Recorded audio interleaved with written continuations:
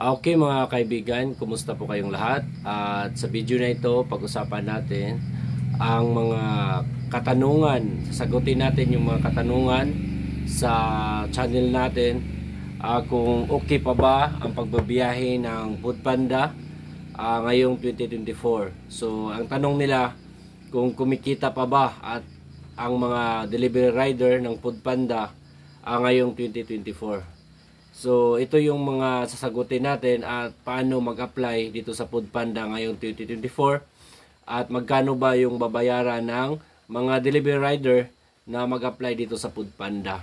So, kumusta po kayong lahat mga kaibigan at salamat po sa subscriber na nag-subscribe sa channel natin at maraming salamat din sa mga suporta ninyo.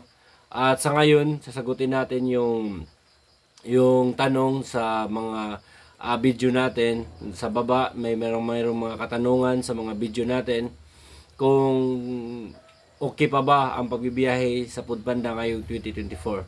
So ang direktang sagot natin dyan mga kaibigan is okay pa po yung biyahe natin. So depende po siguro sa area, pero so far sa area na kung saan ako nagbibiyahe, so walang problema at kumikita pa rin yung mga rider ng mahigit 1,000 pesos a day yung kinikita nila. So yung tanong naman kung saan po pwedeng mag-apply dito sa Foodpanda. So mag-apply po kayo mga kaibigan sa baba sa comment section. Ilalagay ko yung link kung saan kayo mag-apply. Ito yung kasama din yung endorsement ko na mag-apply kayo bilang isang Foodpanda rider para mas madali kayo makakapasok. Sa comment section makikita yung link mga kaibigan na kulay blue. Kulay blue po yung link at i-click mo lang yun. At doon ka mag-submit na lahat ng mga requirements. So mga kaibigan, suggestion ko lang po na sana ako sa pag-apply ninyo na kumpleto lahat kayo para isang applyan lang at ma-submit nyo kaagad kay Foodpanda. So ito yung mga basic requirements sa pag-apply ng Foodpanda rider. So kailangan meron kang professional driver license at saka meron kang TIN number, TIN ID. So, TIN number at TIN ID, kailangan meron yan. Tapos, valid ID mga kaibigan at ORCR ng motor. At saka NBI din, NBI clearance din. So, yan yung mga basic requirements mga kaibigan.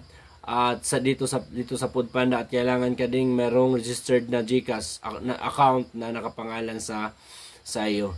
So, yan lang po mga kaibigan yung mga basic requirements. At saka, ngayong 2024 hiring pa ba si Foodpanda? Yes po, hiring po palagi yung Foodpanda natin, yung admin natin dahil marami ng mga rider na nag-abroad, marami ng mga rider na merong opportunity na nakapasok na din ng trabaho or negosyo tulad sa akin mga kaibigan. So minsan na lang ako makakabiyahe sa Foodpanda dahil nagtayo ako ng sariling negosyo. So, ano ba yung hindi maganda dito sa Foodpanda? So, nakikita ko mga kaibigan, isa lang yung hindi maganda dito sa Foodpanda dahil tayo ay freelance lang. So, anong ibig sabihin ng freelance? So, wala po tayong benepisyo dito. So, magbiyahe tayo, tapos kung hindi tayo magbiyahe, wala pong pera na dumating sa atin. Lalong-lalo na sa mga benepisyo, is PhilHealth, Pag-ibig, wala po dito sa Foodpanda. So, para lang tayong contractor lang tayo dito. So maraming salamat mga kaibigan sa panonood sa video na ito at maraming salamat sa mga suporta nyo, subscribe sa channel natin at sana makakapasok kayo ng babalak na mag-apply bilang isang Foodpanda rider. Sana po ay makakapasok po kayo dito sa Foodpanda. Maraming salamat at ride safe po kayong lahat.